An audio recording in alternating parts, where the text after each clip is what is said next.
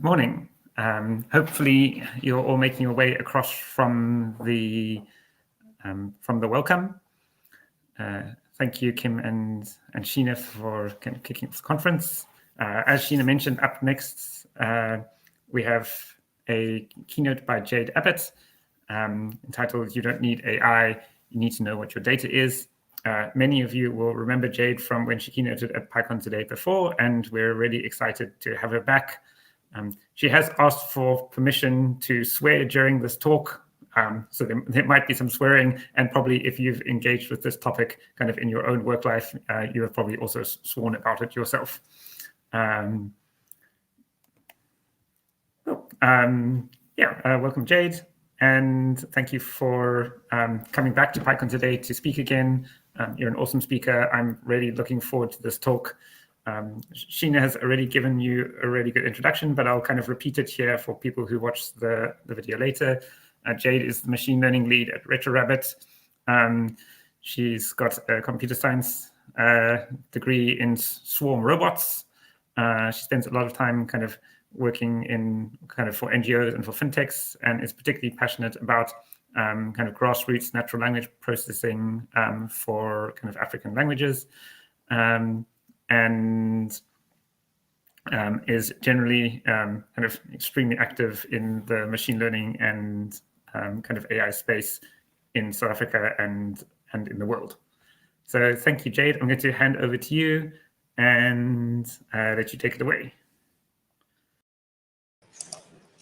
Thank you so much, Simon. It is so great to be back. When I think I've mentioned on Twitter before, I've had this talk brewing in me for 5 years, and I thought a good place to do it for the first time would be PyCon.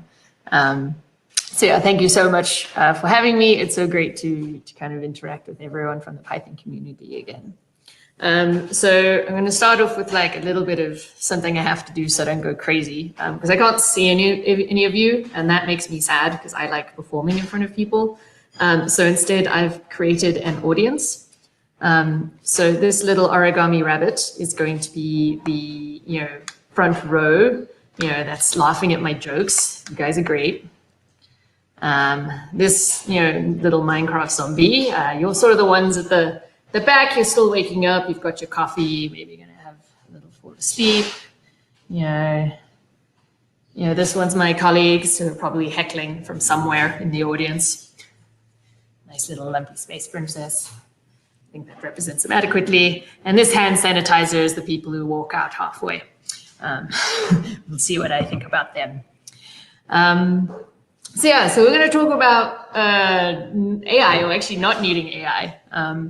And I think anyone who's been in this sphere for even a year or two knows that there's sensing that there's a problem, perhaps very frustrated that there's an issue. And yeah, I've got a lot to say. I think I've distilled it into this talk. There's still more I can say around it, but yeah, let's see where this takes us. So we're going to start with where we are. So the summary of where we are as a data science and AI community. We're going to talk about how we got here, which is a tale, as I've discovered after months of trying to investigate this. And then lastly, what on earth are we going to do about it? So where are we? And I think where are we is kind of encapsulated in this little quote. So despite the fact that we've been talking about AI and data science for the past probably around 20 years, 10 years at least, only 10% of companies are obtaining significant financial benefits from artificial intelligence technologies. If we kind of look at who that is, this is from the 2020 study by MIT Sloan Management Review and BCG, Boston Consulting Group. So this is pretty recent. And I think a lot of us are feeling this frustration. So I have worked on projects and have interact with many people in the community who are very frustrated that they're not seeing the fruits of their labor. They're putting in lots of effort, they're having lots of fights, and inevitably the products that do get released aren't suitable, or they never make it to production, and they've got this whole zeitgeist of frustration that data scientists seem to be having. So how did we get here? So I'm going to start with big data. So 2011 was when I think it was McKinsey & Company that coined the term big data, the next frontier for innovation, competition, and productivity. And they made a whole bunch of these very broad claims, like 300 billion value dollars in US healthcare and 250 billion euros in the public sector in the EU, and services enabled by personal location data, 600 billion in consumer surplus. And so that was 2011. 2016, this is 5 years later, same company, new report, Age of Analytics. In this report, only 50% of the value captured in location data, and I think that value was mostly captured by our big tech companies like Uber and Facebook. Only 10% of value captured in US healthcare. Only 10% in the EU public sector. Ooh. And then they proceed to list a whole bunch of reasons why, which we'll get into a little bit later. Cool. 2017, Gartner, the famous Gartner reports, life cycles, maturity models, whatever other publications they have. They actually published that the failure rates of AI projects are around 60%. And then Nick Hudeker from Gartner tweeted out that the failure rates are actually closer to 85%. That tweet has now been deleted. So we started off with like really high expectations, and those came drastically down. And yet a year later, McKinsey comes along and says the same thing in different words. AI has potential to deliver around additional global economic activity around 13 trillion by 2030. Yes. 2018, that was 3 years ago. And now we're back on this quote. Only 10% of companies obtain significant financial benefits from artificial intelligence technologies. What is going on? This is where I was going to swear, but I've planned this swearing. There might be future swearing later on. But honestly, what is happening? Like these are meant to be, these top consultants of the world. They basically advise every large institution around the world. And they can't get their story straight. And so I'm going to bring this down to kind of talking generally about the problem, which I think started with kind of these large-scale business consultants. And so we're going to call them the firm. We'll refer to this collective of, top 5 business consultants as the firm. Maybe we should be calling them the firm. Perhaps it's more like this. It's fine. We're just going to call them the firm. And the firm provides one thing. They provide strategy as a service, not in the software way. No, you can never do that. Strategy as a service in that companies who need to figure out where their businesses are going and what they need to do, they need a strategy, right? They need to know what their 5-year plan, their 10-year plan is, how they're going to stay competitive.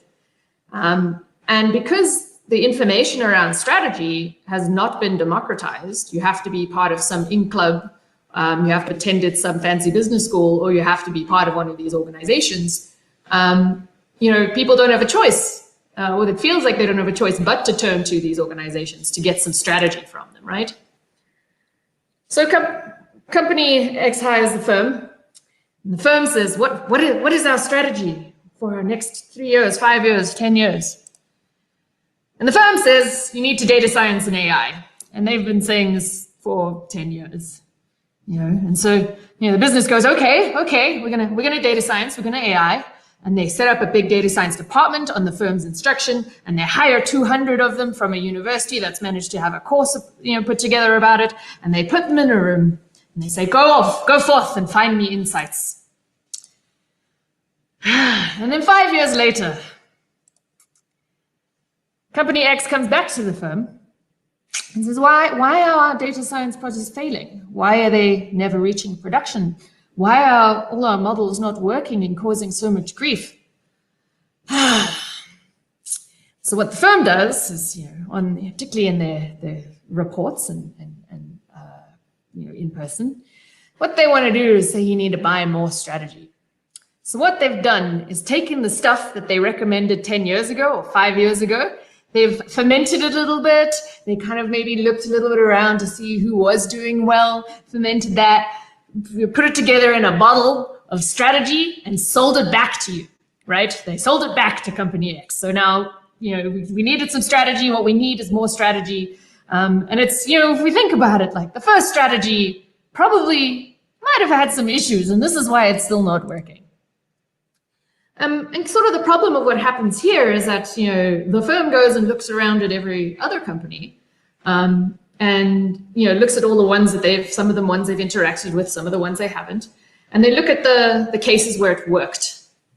And they say, cool, this is where data science and AI have worked. And then they go to company X and say, they go to company A and say, company X did Y and they're successful. You do X, if you do Y, you'll succeed too, right? But this is the sort of backwards causality. Just because this company did Y, doesn't mean that your company is going to succeed too, for a number of factors. The context changed, the time changed, the entire business model could be different, right? And so we're going to take a pause for a moment and talk about how we're going to democratize strategy, right? And so I was privileged enough a few years ago to speak at QCon in San Francisco, and I attended a talk by an amazing woman called Kat Sweetle, and a couple of the parts of the next slides are kind of driven by her. And so what we want to do is say, businesses should be able to come up with their own strategy, and they shouldn't have to go to a very expensive business school. They shouldn't have to, hire a consulting firm. Why are these tools not open source? Why are they not available and shared and taught widely in the same way that we do with software? And the tool that came out of this is one called a Wardley map. So we're going to have a brief deviation into what a Wardley map is. We're going to use this as a tool to figure out what went wrong with all the strategy that everyone was recommending. And so one of the things to kind of that grounds this is this idea of that innovation gets built on top of commodities. And a really good explanation of this is a talk, a book, and there's a TED talk if you'd like to watch it, called The Toaster Project, or a heroic attempt to build a simple electronic appliance from scratch. And it's by a man called Thomas Waits. And what Thomas goes and does is says, cool, he's going to build this toaster, but he's going to try to build it from scratch.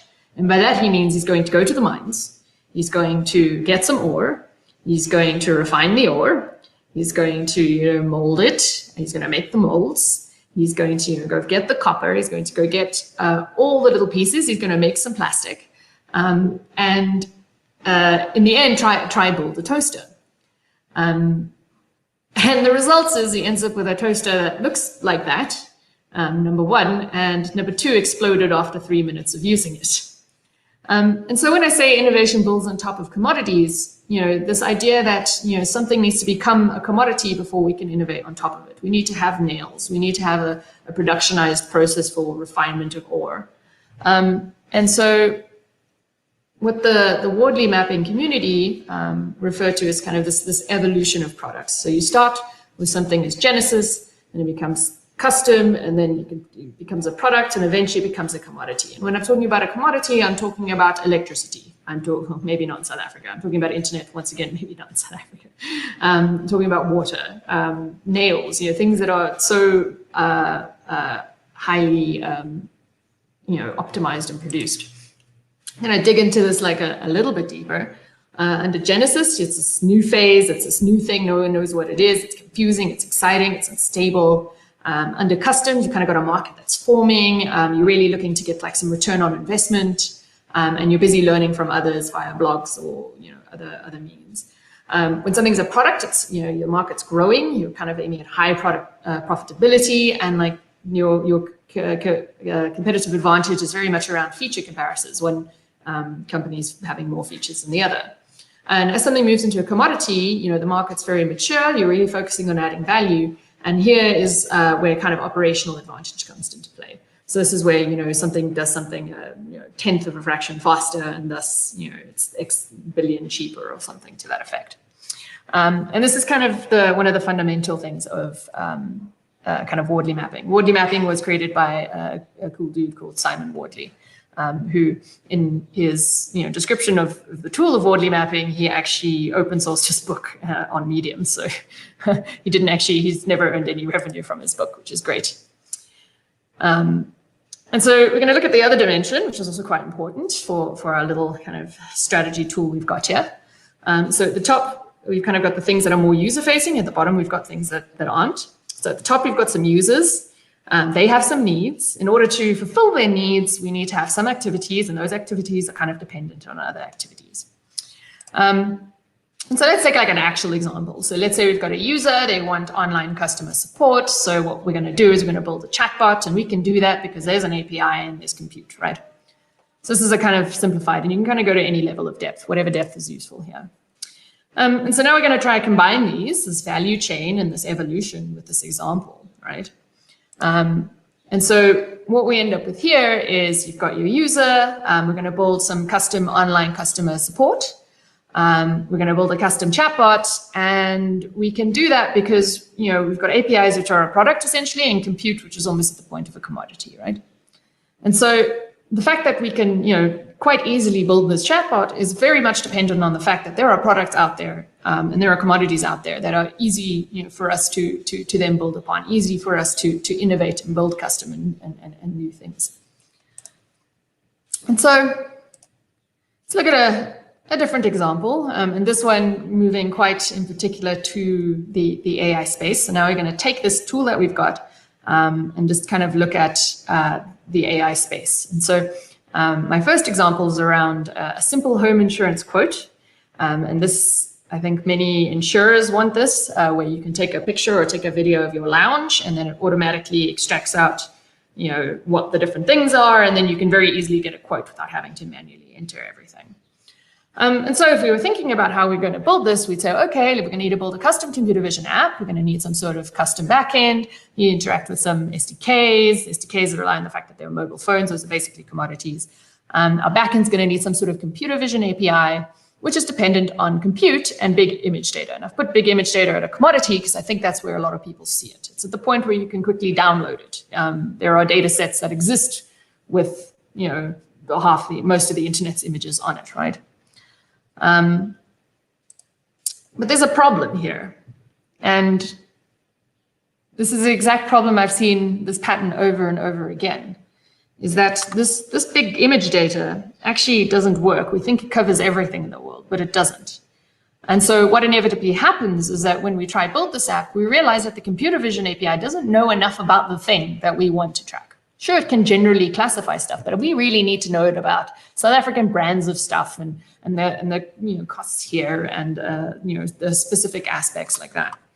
And so despite the fact of this big data sort of existing, it doesn't cater for the fact that data is highly contextual, right? It is specific to location, it is specific to cultures, it is specific to language, to time. It is highly, highly contextual. Data sets that we gathered 10 years ago, these big ones that are supposedly representative, have so many issues already, right? The world has changed 100 times over. So this idea of data being highly contextual is important because what it means is that data resists commodification. It means that we can't just, as Google or as anyone, provide all this wide amount of data and suddenly, you know, we can share that and we've all got this easy thing we can all build upon. It resists commodification. And leading from that, you know, as a result, machine learning is quite highly contextual. So AI is highly contextual because machine learning builds directly on top of the data, right? So machine learning is highly contextual. And this means machine learning itself resists commodification. So general APIs per se tend not to work so well. So another common case that I've come across. So you've got a user, and let's say it's a financial services company, and they want to be able to do automatic fraud detection with machine learning. And so we're going to have to build a platform, and behind that, they'll have to sit some sort of fraud detection model. And you know, to do that, if you're going to use AI and machine learning, we need some data, right? And data should be ideally around the product or commodity level if we're going to really innovate on it. Unfortunately, in most organizations, the data is typically custom. And by custom means we're going to need a custom request to go find it. We need to figure out if we've got it. We need to figure out how to get hold of it, how to move it. And in some cases, the data that we think we've got isn't even useful to begin with and is barely there. And so when we're trying to now go build these models and build these platforms, it's not unsurprising that these things struggle to make it off the ground. It's because we don't have data in the form, in the product form, in the commodity form, which makes it easier for us to actually innovate on top of. And so, I really like this, this classic XKCD, the number one program excuse for legitimately slacking off is my code's compiling. I quite like this one. The number one data scientist excuse for legitimately slacking off is waiting for the data. Hey, get back to work, waiting for the data. Oh no, carry on, fine. It's kind of, this is sort of what the journey of a data scientist is these days, is that they, get something like this, they now need to build a model.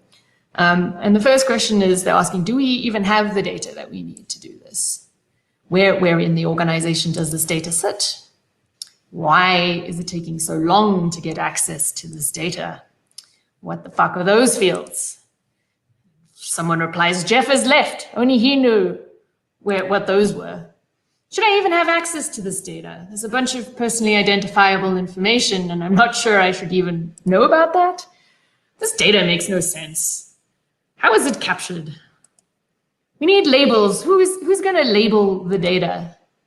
And those labels we've now got, are they accurate? Can we trust them? Who labeled them? How are we giving credit cards to 1-year-olds? This may or may not be from a real scenario I've heard about. And this kind of continues, so that's just on the data. So now we have, let's say we get access to it and we figured out what it is. There is so much data. How do I process it? What the hell is this terrifying new format? The data is coming from 20 different sources. How am I going to keep track? How the hell do I query this? Why are data lakes so slow? And what the hell is the streaming architecture? And this comes from kind of a misalignment of what the firm set out to do. They said hire data scientists, create a department, create good leadership, and have a good strategy, and you're going to end up with magical insights and AI models, and it's going to be beautiful. But the bits they kind of fail to talk about is, the fact where you have to give a blood sample to some executive in order to get access to production data, or the time spent lamenting over the phone to some poor sysadmin about this field called Beware the Leopard. And he can't remember because the guy who came before him added it and he's left, but management really doesn't want to delete it because it might break the reports, and that just seems like a lot. So 10 years later, we still have this field. And everyone's going around shrugging and not doing much about it, and just slowly letting these tables and this data get more and more polluted. And so now that we've traveled on into what has happened, and how it is we got here, we really need to think about how we're going to fix this mess. How are we going to fix this mess? We've got 200 data scientists being hired by some organization, sitting in a room, working on proof of concepts over and over again, fighting, waiting for 3 months, a year to get access to stuff. How are we going to fix this? So we're going to use our new little tool to do this, our Wardley map. Same thing as before. And while, what the firm was advocating for was moving this kind of model part, how are we going to build models, and moving that kind of more into the commodity space, hire more of them, work on them more, invest in these tools, et cetera, et cetera. The true answer, if we're really going to fix this, is we need to move the data across. So we need to get the data from even within an organization from being more of a commodity. And I don't think you can truly commodify something globally in the way that we've done with steel or oil or something like that. But I think within an organization, we can bring it closer to that, at least to a product level. And that's because within an organization, we often have a lot more control of the context we're dealing with. And the two things in our toolbox that we want to use here, two of the major levers is data governance and data engineering. And so here's my little set of tips on what we're going to do next. So number one, we're going to stop hiring data scientists. And that's because the data scientist is a unicorn. They're meant to be able to do SQL, they're meant to do machine learning, DevOps, software engineering, Power BI, requirements engineering, name it, the data scientists are meant to be able to do this thing. And the problem is a lot of the courses aren't necessarily built that way. To hire a junior data scientist is to hire someone who doesn't have software engineering experience, so can't do a lot of the nitty-gritty junior sort of work. But can only work on the one part of the process, and has only been trained to work on the one part of the process, which is the model building. And what we've seen in this data science sphere is that people are getting hired without software engineering backgrounds because it's in the name, it's science, right? So if you've got a BSc, you should be able to science, right? But it turns out that is probably not what industry needs. And so instead, we should start investing in data governance. And so I think a lot of people picture kind of this whole, data governance just being more rules and more regulations and more things that we have to fight in order to get access to things that are useful in the right way. But I prefer to think about it this way, is that what data governance should be in an organization is, your friendly librarian, right? Your friendly librarian maintains a data catalog, so you know what's there and what's available. They kind of have an awareness of data privacy laws and what it's important around that. They can keep track of data quality, figure out if something needs to be fixed or maintained. They can provide data access. When you check out a book, you can check out some data.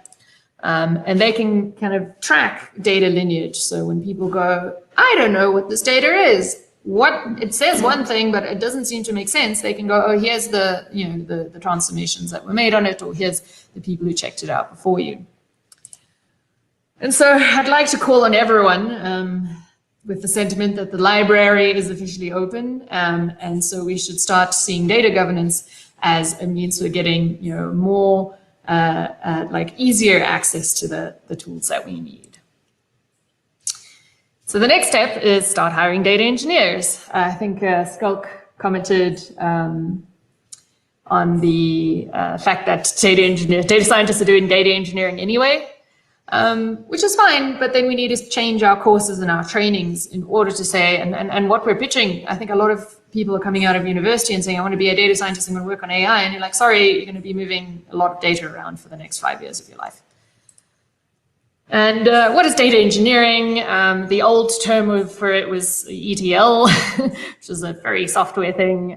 Data engineering is actually a bit more like its big brother. It's got ETL, ELT, a bunch of different tools. There's a new one every day. I can't keep track. But essentially, it's moving data around and transforming it in some order and with some set of tools. And this, I think, is one of the biggest issues. And I think we're finally coming along this realization. It's like, oh, this is what we needed first, right? We needed data engineering because otherwise we've got data scientists sitting around with nothing to work on. And I like this quote by my friend Pelenomi. You should follow her on the Twitter and anywhere else. And she says, I've been, having a go at the word data scientist, and I don't like it. But what she says is what I like about the name data scientist is that it has the word data in it. It tells you what you should be paying attention to. And so the trick is to forget about these fancy models, right? Data science is not about delivering models. It should never have been. These things should never have been paired up. We should have kept these things separate for a much longer time. There's definitely space for model building. But actually, there's a far more urgent and more important function that data scientists should be doing. The first step is we really start caring about the data. And that's also, once we start caring about the data, we can probably get the models to perform better because we actually understand, throwing 20 different models at something, we don't need that anymore. That's automated. There's a service. We commoditize models. We just, upload some data somewhere and it'll evolve an AI or evolve a machine learning tool to actually train it. So what really matters is this data. We also need to start caring about hypothesis testing. And this comes from this model building trend. Oh, we need to build a model for this. Actually, like the data scientist's original home would have been where the data analysts are, and it's with hypothesis testing. It's having hypotheses about your business in terms of trying to make data-driven decisions. It's about having hypotheses in terms of proof of concept. And so we really need to start thinking more grounded in kind of creating hypotheses. And my next call is to disband data science departments because they often become very siloed. And this doesn't help anyone because what we've seen is that, we really need kind of this interdisciplinary approach. You don't only need data engineers, but as I'll come to explain, you need UX people, you need other product people, you need business buy-in.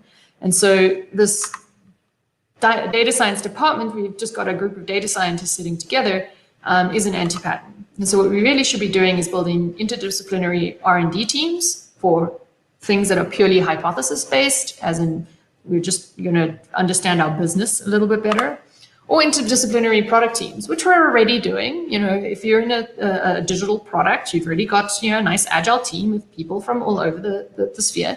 And what we really need data scientists there to do, even if we don't have to build a model, is probably understand our users a little bit better and start building hypotheses and confirming or disproving those.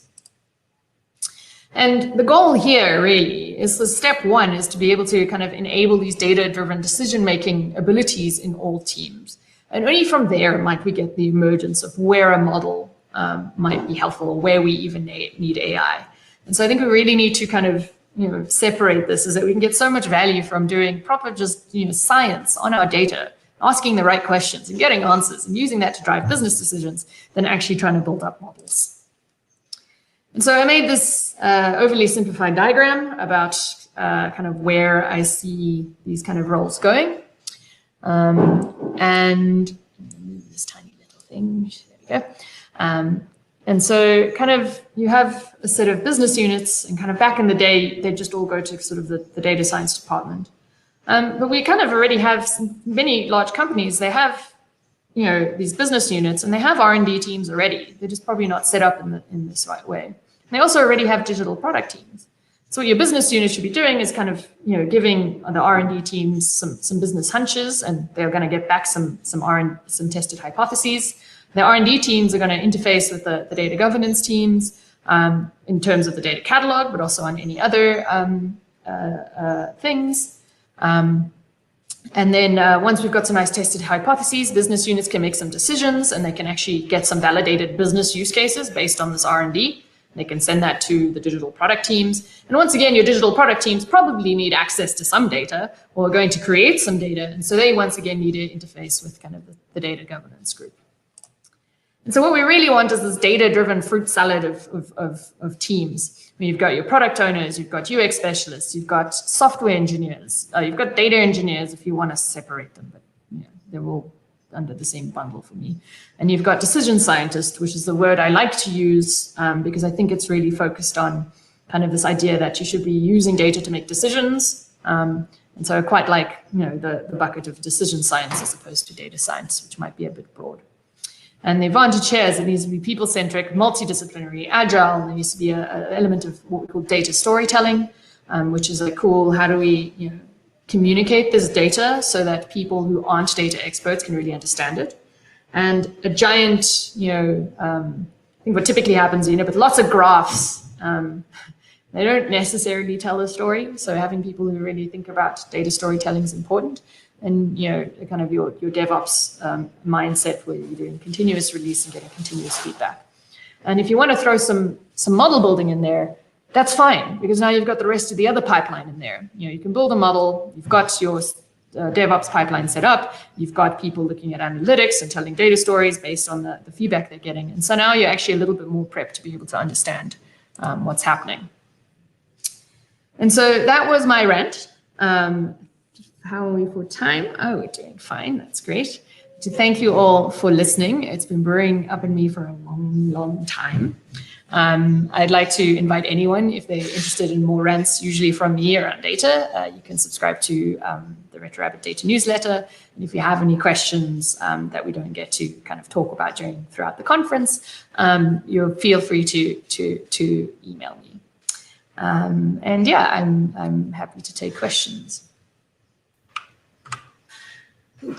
Thank you, Jade. And I really loved your homemade audience. Yay. I will try and bring along my tiny stuffed rat to some future talks. It's not sorry. Yes, do it. It's a plushy rat. Sorry, no actual rats were harmed. We do have a couple of questions, and maybe more will come in now. But I think first, as kind of part of the sort of applause, I just wanted to,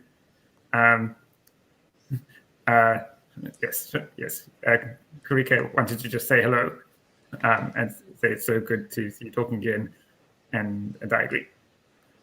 I'm glad you like my bunny. It's a good bunny. I have two of them. And I guess first up we have a question from Ivan Blasek. Should data scientists then fall under a different title? And I guess what should the title be? I mean, I haven't really come down to a better one, because I think we're stuck with data scientists now. So maybe what we should start doing is just kind of separating the different types of data scientists at this point. And so, like I said, I quite liked decision scientist, and they're focused on that, and then something focused more on like algorithm development, which are more the model-oriented thing. I'm talking about algorithm development because I think I don't want to say model building, but there's very much a focus on the kind of like applied mathematics component there. And so I sort of have these two buckets, but I don't really have a good name. I've spent a while trying to like rebrand it over and over again, and I haven't. I do think there's a space for other people. So there are definitely machine learning engineers that need to exist. There's definitely data ops and ML ops and all these different sort of roles. But data scientist is just this giant bucket. And yeah, I don't know if they should or shouldn't. Mostly because language evolves, and like I said, we're sort of stuck with this now. So decision scientist is the one I've seen that's been partially accepted in some communities, and so I quite like that one. Great. We have some more feedback from Karika. Yay! You're the bunny. Yeah, some more questions are coming in. There's some. I think we can run through some of these a little bit quickly. I don't want to spend too much time on how we should name data scientists, but I love this question. Is this just not arguing semantics? Sorry, I'm getting ahead of you because I'm so excited by answering this question.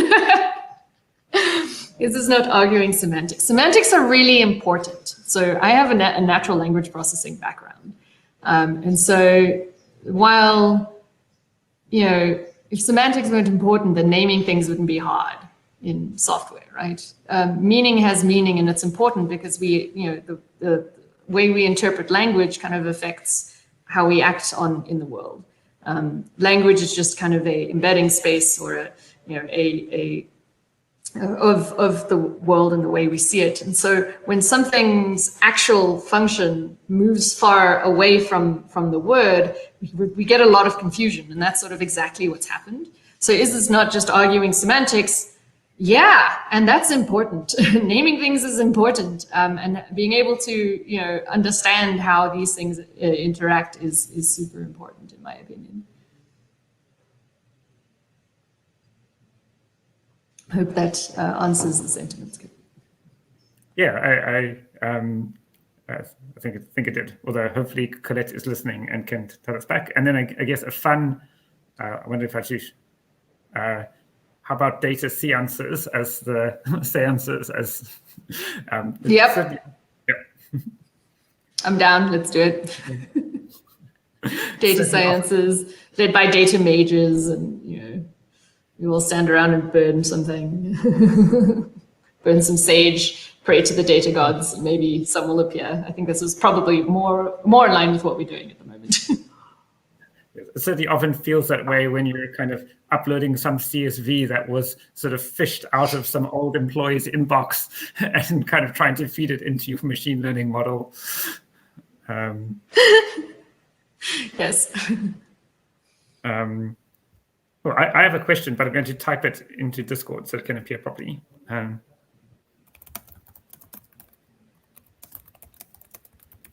said you can get Lumpy Space Princess. It's entertainment.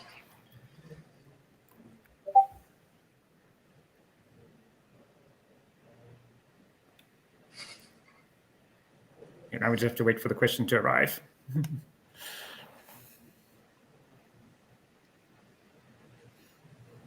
How do you explain to software engineers that you need a stable API to their data models?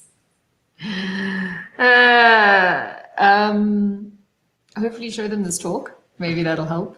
The idea of this productization of data within an organization. And I think, you don't even an API towards the data. I think we can, if we have like good data governance, we probably don't need I suppose, yeah, it also depends on the context. So I think like machine learning or people who are building models probably just need access to kind of a more data catalog type approach. They don't necessarily need that. And if the data catalog is well maintained and well tracked and is invested in, someone is phoning me, it's spam, then I'd say you probably don't need the API, but in many other use cases, it's really helpful to kind of have a direct API. And I don't know how to explain it, except the way I explained it to people was using this analogy. I'm sorry, Simon, are they not listening to you? No, there are people sending questions, so it's great. Good. Oh my gosh, I don't want a car or car insurance. Let me put this on silent.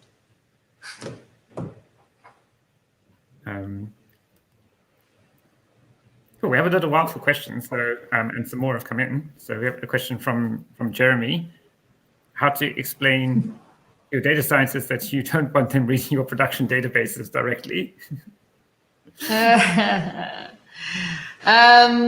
Explain to them the concept. Well, there's two things. So I usually just go, every time you query the data, you take down the server. That's a fun one. It's like, I'll call you next time there's a problem on the database. That one also helps. The second part is data scientists should be aware of like personally identifiable information being a problem. And so what data scientists should really get access to is de-identified or anonymized data. And so that component like is really important and is also kind of backed up by POPIA. So there's a whole bunch of laws which we can now point to and be like I want to give you this data, but like legally we can't. Also, you take down the server every time you run a big query. Those are two ways that have helped me. I don't know if that's helped you. Good. I feel like these are sort of two sides of the same coin, and I just want sort of the data scientists want the data, and in the kind of inside the production databases, and the kind of people who are managing those realize that there are all sorts of other considerations. Would you say that this is sort of a problem for kind of the organization as a whole to solve? Like, how do you essentially kind of link these two things up properly? And how do you think about solving that? Yeah, so the thing I think about solving it is with kind of this data governance focus, and not, like I said, data governance in the, oh, you don't get access to this. It's the, we'd like to give you access. We've got a process for getting access and de-anonymization. We've got security experts and privacy experts here. And this is how we're going to give it to you. And so I think right now it probably will start off as a single data governance office that sets the standards, sets the tools, and creates the processes. But I think you can start by, if you're a smaller organization, it's a matter of just having a data catalog, step one, and then having a process for de-identification or anonymization. And those things streamline that a fair amount. And also a process for archiving so that you can put it off into a data warehouse or a data lake if you must. So that it can be queried kind of offline without impacting transactional use cases. I don't know if that answered it. I hope that did. No, I thought that was great. Cool. And we've also asked a suggestion for a round of applause. I'm going to briefly add Jeremy in so that it can be at least two of us clapping. hopefully Jovi can unmute himself, and then we can actually have a round of applause. So thank you, Jade. Thank you.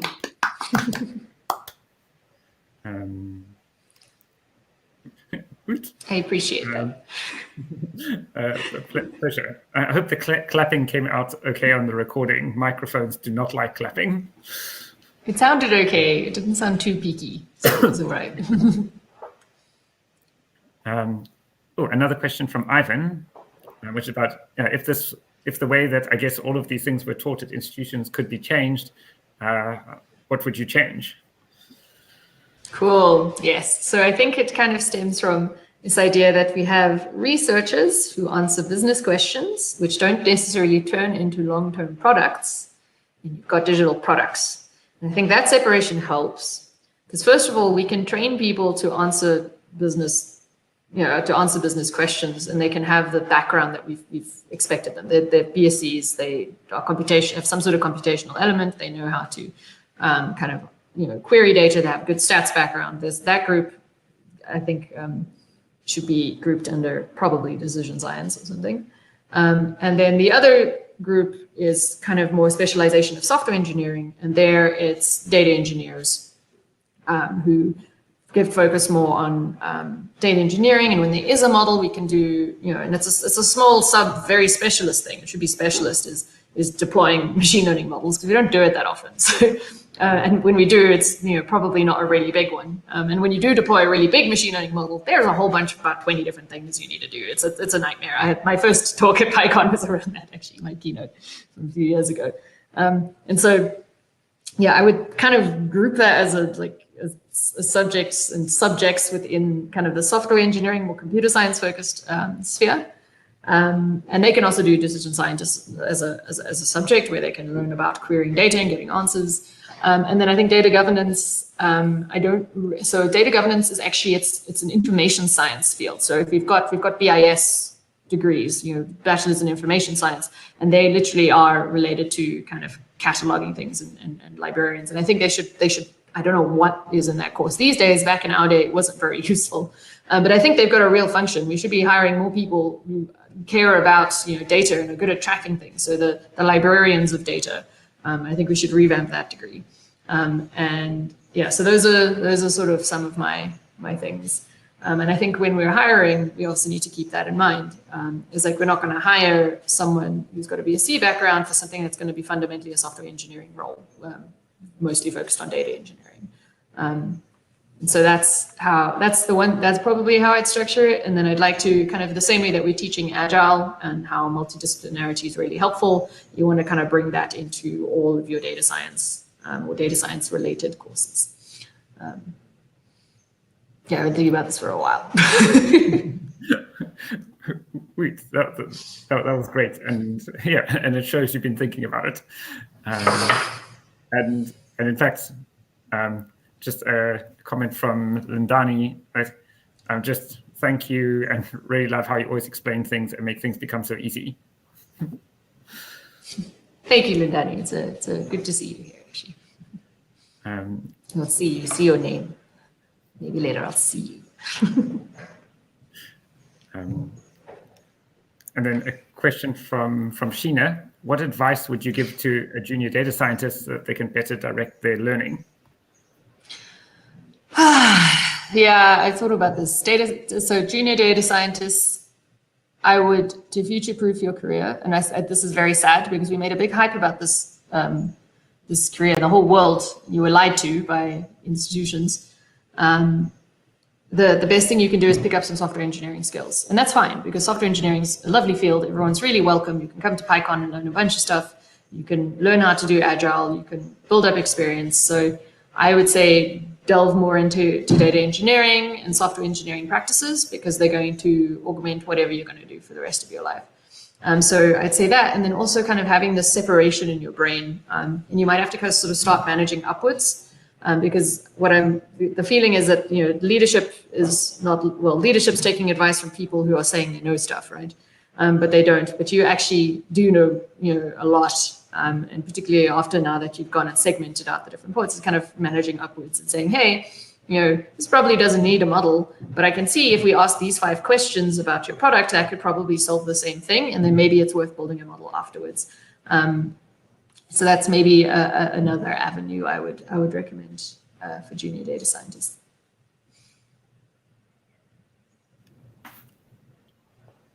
That reminds me of the first thing that I often tell people about the kind of biggest mistake I made when starting as a data scientist was listening to what the people above me were telling me to do. Yes. And it's just that because this is such a sort of a new field for businesses, not necessarily like a new field in kind of academia and the world at large.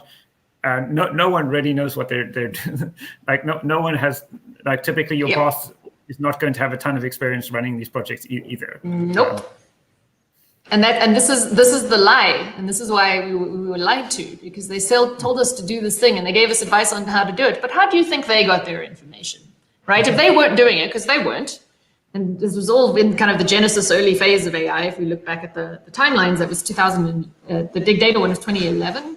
We only released, I think, TensorFlow and all of those only got popularized around 2015. And so it just, they didn't know what they were doing. And so it makes sense, like, people don't know. It's because it's, we made this thing huge before we even really truly understood it. And we probably should have taken a more cautioned approach. But yeah, it's fun.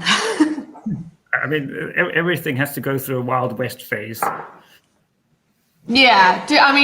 Does it? Like, do we have to do this? Like, I kind of wanted to, but I feel like there are certain Wild Wests where we got like really too involved. Like, I think data science and AI has been one of the most overhyped things next to blockchain. I think everything else had their hype, but it wasn't as bad as these two. We've created degrees for this. Like, why? Do you know how many researchers there are who just want to do research, but the only jobs they can find is working in finance, because that's who hires data scientists, and then they're going to do data engineering for the rest of their life. Agreed. Just to show that we can also have applause emojis that seem to amazingly make it all the way from Discord through YouTube comments to here and still be in emoji form. Go Unicode. Yay! All praise Unicode. And then I guess just a sort of administrative question from Julian, which is Bitly link still working? Is it incorrect? It could be. I changed it about 3 times. So let me quickly check. I'll post the real one on the chat if I come across it, or I'll just post the original form. But I did change it 3 times because I tried 3 different types of things. Okay, let me see if this one works. Otherwise, I'll sort that later. Don't worry, Julian, I'll post it. Yeah, no, it's not that one. I don't know what it is. Yes, it's not the Rolls-Royce one. Although I'm sure they have data scientists. Yes. This is meant to be retro rabbit data. Okay, yeah, don't worry. I'll look it up and then show you. And then I'm not sure I actually quite understand what this question is, but maybe you know what a DM BOC is. If not, maybe we can ask Sophie to clarify. I'm looking. I'm Googling. Now I know. So I'll just read the question. Should a titled data scientist not have a certification in DM BOC? What is your view for future hiring for this particular job title? I guess maybe I can just broaden the question a bit. Should there be some sort of certification for data scientists? And if so, what should it certify about them? Interesting. So I've looked up DM BOC, and that sounds valuable. This looks like a good direction. I hadn't actually come across this. For those who haven't had a chance to Google it yet, it's a data management body of knowledge. And it seems to kind of say that they're advancing concepts and practices of data information and data management. And I do agree with this. In terms of qualifications, I don't particularly like qualifications as a thing, because I feel like software is completely bypassed that and it's gone really well. As we said, we don't have to be qualified, you just do some stuff and now you can be a software engineer. But I do think there needs to be better attention paid to kind of the spheres that people specialize in and not just the tools per se. It's not like, oh, I know how to use MLflow or, I don't know. But kind of the higher level concepts. So I think this certification such as this would be a good one. And the view of hiring for this particular job title, I think it's already happening. We're just not using that. So if I look at the requests we get from clients, they're not asking for data scientists anymore. They're asking for the subgroups. They're asking for data analysts, which is the old role. That's the old I used to ask questions about the data and make ugly graphs role. And I think we can do a modernization on that. And so my perspective was data storytelling, which is a more of a UX kind of front-endy type role where people understand, the audience that they're trying to talk to a little bit more. And so they're not just producing graphs, they're producing, stories which contain graphs probably for particular audiences. So I think we need an evolution of that. And I think that'll happen to the point where I've already training people up in that because I think it's going to happen. And then I've seen the requests for data engineers are now coming through hard and fast. And so I think, data scientist is just going to start seeing over time, we'll start seeing less jobs. So we'll see data scientists, but we'll see lots of really specific requests under data science. And I think people are just going to get really specific about the type of data scientists that they're hiring for their particular need. Same way the software engineer, we used to just say software engineers, and now we're like, oh no, I want a JavaScript developer with React experience and whatever the deal is. It's now going to be like, I want a data scientist with an expertise in data management or with a flair for data engineering or who can really help communicate data stories better. So this is my feelings.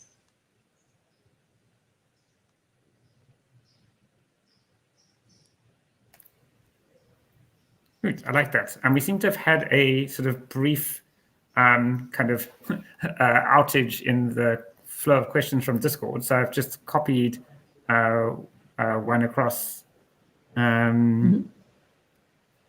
myself from Sia Bulela. What is the progress of so-called low-resource languages in natural language space?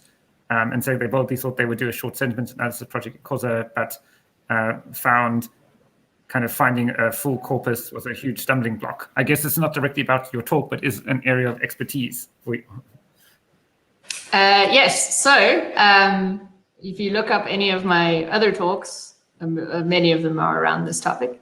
So Sia Bulela joined the movement I co-founded called Masakane.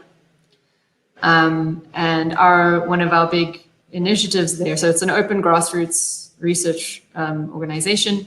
And there, like one of the big things we do is like figure out ways to get funding to develop data sets. We find data sets. We've got like a big kind of data cataloging thing that's happening next week where we're trying to explore as much data as possible. So I would start there. Sentiment analysis I don't think I've seen a sentiment analysis for isiXhosa, but there is, if you go look at, I'll post some links.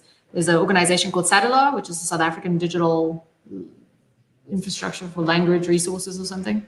And they've got what we call, they've got a couple of data sets which you could maybe build that on. Thank you to who posted that. We've got a Slack group and we have weekly meetings, so please join. And they've got a named entity recognition data set. There's also some machine translation data sets. So if you want to go one up of just doing basic sentiment analysis, you can maybe look at named entity recognition. But yeah, if you join, you'll find out how to get access to projects. We also have lots of calls for funding to create these data sets. I think there's one coming up end of this year. So if this is something that's important or a project you want to work on, this is a good place to get funding for it. It's called the Lacuna Fund. It's awesome. I'm busy working on a couple of projects. Great. I put up a link to Masakane just on the screen. We are now kind of at time, and I would like people to have a bit of a break. So perhaps we can call things here. Thank you again, Jade. I'm not sure if you want to have any kind of last sort of ending of comments or thoughts. I just want to say thank you everyone for the questions because it allowed me to further get out my inner rant. So thank you all for the great questions and for all the nice claps and things. This is why I like PyCon. It's always so fun. Everyone's so nice. And yeah, thanks for having me. It's been a complete pleasure, and thank you again for Keynote for us. And probably we can't give you more like audible applause. Hopefully next year it can be in person again. But yeah, thank you very much, and see everyone after the break. Bye.